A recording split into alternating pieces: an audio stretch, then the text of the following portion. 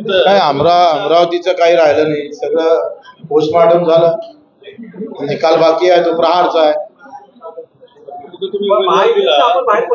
अडसूळ जे आहेत त्यांनी सुद्धा तुमच्या उमेदवाराला पाठिंबा दिलेला आहे आणि तुम्ही सध्या महायुती सोबत आहात. महायुतीच्याच उमेदवाराची विरोधात तुमचा उमेदवार वाटत.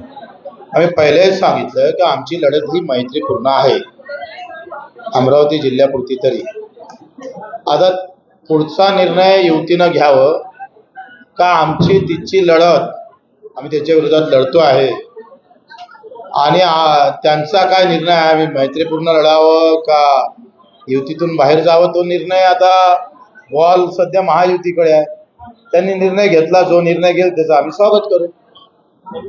नवनीत राणाबद्दल तुमच्या मनात हा राग काय आहे? तुम्ही त्यांना का? नवनीत राणाबद्दलचा राग नाही आहे. एका इकडे 100 पानाचा रिझल्ट हायकोर्टानं दिला, यात स्पष्ट सांगितलं का याच्यामध्ये सगळी बनवाबनवी झालेली आहे आणि गुन्हे दाखल करण्यापासून हा देशद्रोह आहे इथपर्यंत म्हटलेला आहे.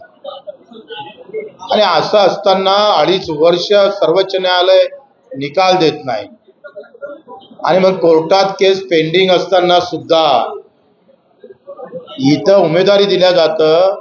या तानाशाहीच्या विरोधात खरं तर आमची एकंदरीत उमेदवारी आहे. रवी राणाचं जे वागणं आहे ते अतिशय मला वाटतंय राग येणारं, संताप येणारं. मग कार्यकर्त्यामध्ये प्रचंड नाराजी आहे.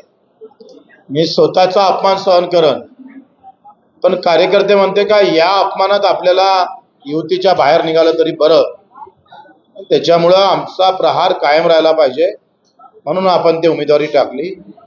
जिल्ह्यामध्ये संत्रा बागायतदार आहे. केंद्र सरकारच्या निर्णयामुळं संत्रा बागायतदारांना झाडं उपडावं लागले, अशी वाईट अवस्था आली, पण आमचे खासदार काही तिथं बोलले नाही. अशा अनेक गोष्टी आहेत, त्याचं कारण आपण ते उमेदवारी आपण दाखल केली. महाराष्ट्रातील ताज्या बातम्यांसाठी बघत रहा टाइम्स टुडे 18. सोबतच शेअर करा, सबस्क्राईब करा आणि बेल आयकॉन प्रेस करा.